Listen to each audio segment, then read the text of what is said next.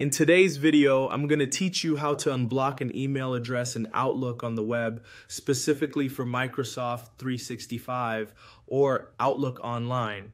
Now, whether you've accidentally blocked an important contact or you're just trying to manage your blocked senders list more efficiently, don't worry, I'll guide you through the process step by step. First, let's get started by navigating your web browser to the Microsoft Outlook webpage. Once there, go ahead and click on the Sign In button. As you proceed to the Sign In page, you'll need to input your login details. Type in your email address and password into the respective fields, making sure everything is spelled correctly. Once you've done that, click Next to proceed. After successfully signing in, you'll find yourself in your Outlook dashboard. From here, let's move to your inbox. In the inbox, you may see several emails lined up. The first step in ensuring you have unblocked the right sender is to select one of their emails if it's still in your blocked list. However, if you intend to remove an email from the blocked list more directly, keep listening as I'll also show you another way.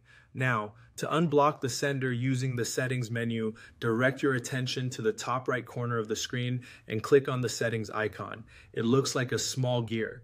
This will launch a drop-down menu with several setup options. Select Mail from the list to go into the detailed settings area. In the menu on the left, locate and click on the Junk Email option. Here, you'll see a section dedicated to blocked senders and domains.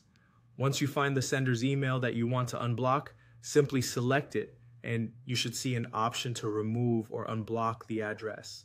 By clearing the sender from this list and saving the changes, you should once again receive their emails directly into your inbox instead of them being diverted to the junk folder. Remember, managing your blocked and safe senders allows for a smoother and more customized emailing experience. Ensure to save any changes made before exiting the settings to apply these adjustments correctly.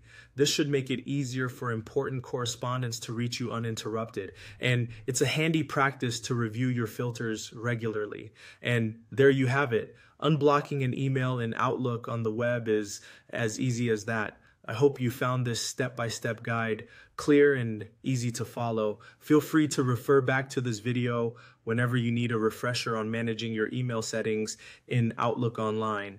Thank you for watching, and I'll see you in the next video.